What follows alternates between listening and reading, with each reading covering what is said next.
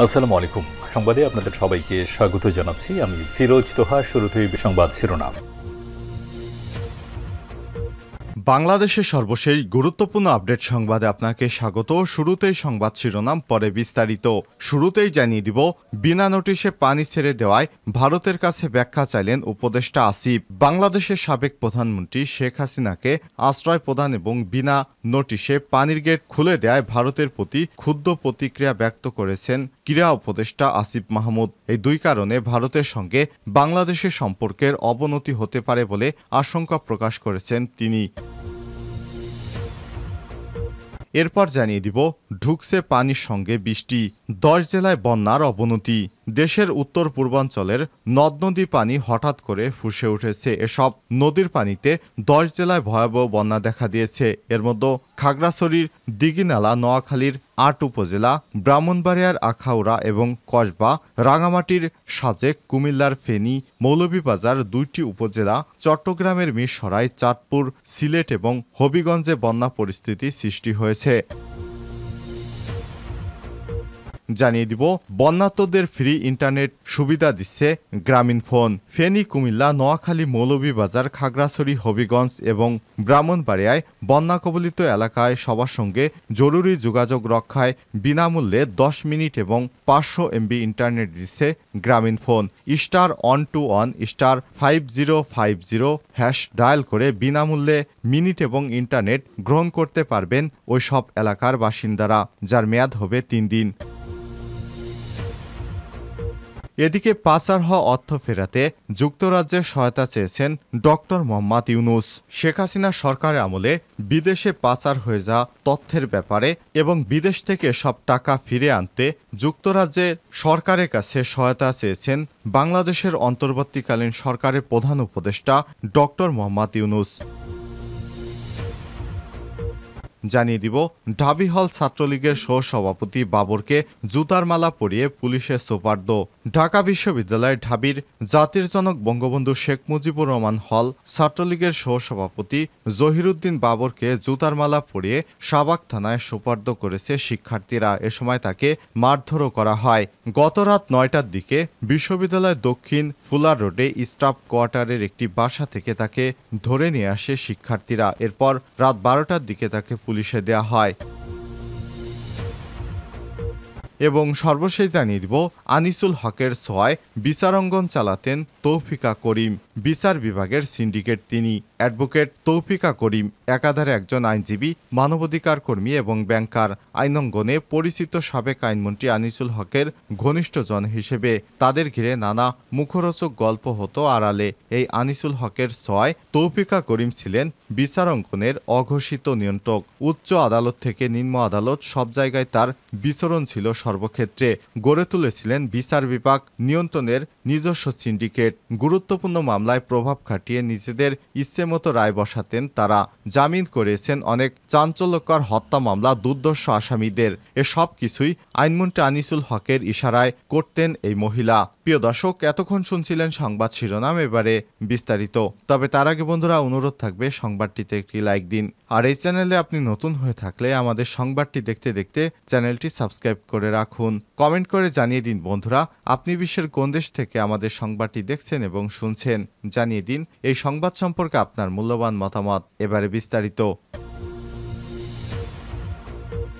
বিনা নোটিশে পানি ছেড়ে দেয় ভারতের কাছে ব্যাখ্যা চাইলেন উপদেষ্টা নাহিদ। বাংলাদেশের সাবেক প্রধানমন্ত্রী শেখ হাসিনাকে আশ্রয় প্রদান এবং বিনা নোটিশে পানির গেট খুলে দেয় ভারতের প্রতি ক্ষুব্ধ প্রতিক্রিয়া ব্যক্ত করেছেন ক্রীড়া উপদেষ্টা আসিফ মাহমুদ। এই দুই কারণে ভারতের সঙ্গে বাংলাদেশের সম্পর্কের অবনতি হতে পারে বলে আশঙ্কা প্রকাশ করেছেন তিনি।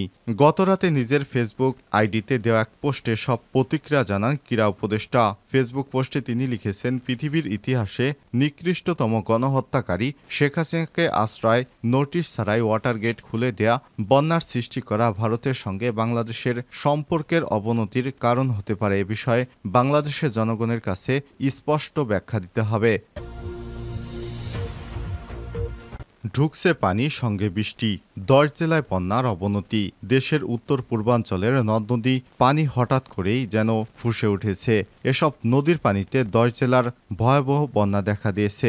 এর মধ্যে খাগড়াছড়ির দিঘিনালা, নোয়াখালীর 8 উপজেলা, ব্রাহ্মণবাড়িয়ার আখাউড়া এবং কসবা, রাঙামাটির সাজেক, কুমিল্লার ফেনী, মৌলভীবাজারের 2টি উপজেলা, চট্টগ্রামের মিরসরাই, চাঁদপুর, সিলেটের হবিগঞ্জে বন্যা পরিস্থিতি সৃষ্টি হয়েছে। এর মধ্যে বুধবার নোয়াখালীতে জলবদ্ধতা পরিস্থিতি আরও অবনতি হয়েছে বলে রাস্তা ডুবে যায়। সাজেকের 2 শতাধিক পর্যটক আটকে পড়েছে সেখানে। ফেনীতে সেনাবাহিনী, কোস্টগার্ডের সহায়তা চেয়েছে জেলা প্রশাসক। এরপর সেখানে সেনাবাহিনী নেমেছে। সিলেটে পানি বাড়ছে। অন্যদিকে খোয়াই নদীর পানি বিপদসীমার 190 সেন্টিমিটার উপর দিয়ে প্রবাহিত হচ্ছে। তবে 3 দিনের মধ্যে স্বাভাবিক হয়ে আসবে বলে মনে করছে পানি উন্নয়ন বোর্ডের বন্যা পূর্বাভাস এবং সতর্কীকরণ কেন্দ্র। সিলেট এবং চট্টগ্রাম বিভাগের বন্যা পরিস্থিতি আগামী 24 ঘন্টা একই রকম থাকবে বলে আভাস দিয়েছেন তারা।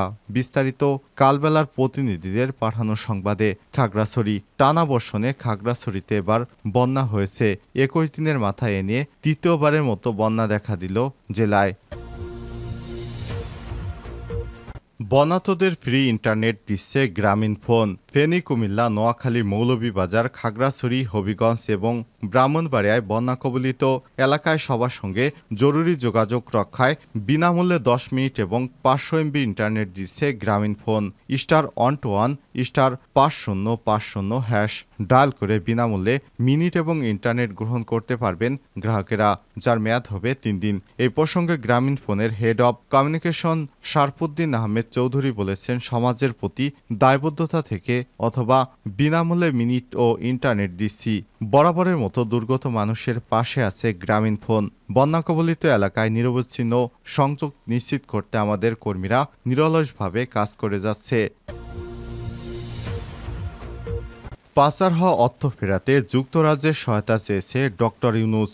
অন্তর্বর্তীকালীন সরকারের প্রধান উপদেষ্টা অধ্যাপক ডক্টর মোহাম্মদ ইউনূস বাংলাদেশ থেকে যুক্তরাজ্যে পাচারকৃত অর্থ ফিরে আনতে দেশটির সরকারে সহযোগিতা চেয়েছেন। গতকাল বুধবার রাষ্ট্রীয় অতিথি ভবন যমুনায় বাংলাদেশে নিযুক্ত ব্রিটিশ হাইকমিশনার সারা কুক প্রধান উপদেষ্টার সঙ্গে সৌজন্য সাক্ষাৎ করেন। এ সময় ডক্টর ইউনূসের পাচার হওয়া অর্থ ফেরত আনার বিষয়ে ব্রিটিশ সরকারের সহযোগিতা চান। বৈঠক শেষে প্রধান উপদেষ্টার প্রেস সচিব শফিকুল আলম ফরেন সার্ভিস একাডেমিতে ব্রিফিংয়ে সাংবাদিকদের এসব তথ্য জানান। শফিকুল আলম জানান, আমরা বৈশ্বিক বিভিন্ন প্রতিষ্ঠানের মাধ্যমে জানতে পারছি যে শেখ হাসিনা সরকারের সময় বাংলাদেশ থেকে প্রচুর টাকা বিদেশে পাচার হয়ে গেছে। যুক্তরাজ্যে বিপুল সংখ্যক মানুষ বাড়িঘর তৈরি করেছে। পাচার হওয়া এই বিপুল পরিমাণ অর্থ কিভাবে ফেরত আনা যায় সে বিষয়ে ব্রিটিশ সরকারের সহযোগিতা চেয়েছে ডক্টর মোহাম্মদ ইউনূস। তিনি বলেন, সরকার পাচার হওয়া অর্থ ফেরত এনে দেশ পুনর্গঠনের কাজে লাগাতে চায়।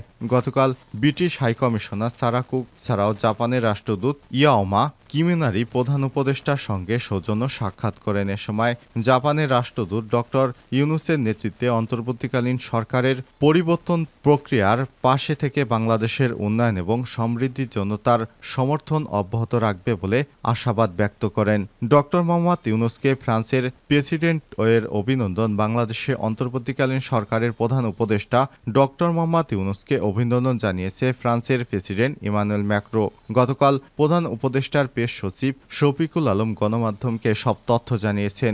ইমানুয়েল ম্যাক্রো অন্তর্বর্তীকালীন সরকারের উপদেষ্টা ডক্টর মোহাম্মদ ইউনূসকে চিঠি লিখে এই অভিনন্দন জানান। ঢাবির হল ছাত্রলীগ সহসভাপতি বাবরকে জুতার মালা পরিয়ে পুলিশের সোপর্দ।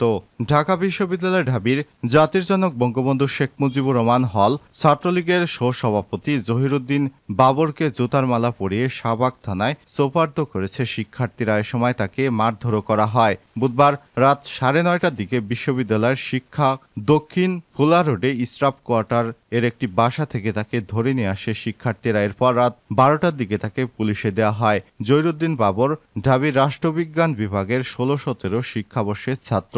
জানা যায়, বিশ্ববিদ্যালয়ের রেজিস্ট্রার ভবনের কর্মচারী অমিত সরকারের বাসায় লুকিয়েছিলেন বাবর। খবর পেয়ে শিক্ষার্থীরা সে বাসায় গিয়ে তাকে খুঁজে পান। এ সময় ওই কর্মচারীকেও মারধর করা হয়। এই ঘটনায় জড়িত কয়েকজন শিক্ষার্থী বলেন, হলে থাকাকালে বাবর জুনিয়র শিক্ষার্থীদের নির্যাতন করত। তার প্রতি শিক্ষার্থীদের ক্ষোভ ছিল। হলে থাকতে অনেক শিক্ষার্থীকে নানা সময় ট্যাগ দিয়ে হল থেকে বের করে দিয়েছিলেন বাবর। এ বিষয়ে শাহবাগ থানার এসআই আশরাফ উদ্দিন বলেন, শিক্ষার্থীরা 2 জনকে আমাদের হাতে তুলে দিয়েছে। আমি ঊর্ধ্বতন কর্তৃপক্ষকে জানিয়েছি, মামলা হলে তদন্ত করে তাদের বিরুদ্ধে ব্যবস্থা নেওয়া হবে। গত 15 জুলাই কোটা সংস্কার আন্দোলনে ঢাকা বিশ্ববিদ্যালয় ক্যাম্পাসে ছাত্রলীগের হামলায় 3 শতাধিক শিক্ষার্থী আহত হয়। এরপর প্রত্যেক বিভাগের ছাত্রলীগের নেতাকর্মীদের বয়কট করেন শিক্ষার্থীরা। পরে তাদের হল ছাড়া করা হয়। এরপর আন্দোলনে পুরো সময় জুড়ে ছাত্রলীগের সপক্ষে থাকা ছাত্রলীগের নেতাকর্মীরা 5 আগস্টের পর কেউ ক্যাম্পাসে ফিরে আসেনি। অজ্ঞাত স্থানে লুকে আছেন অনেকেই।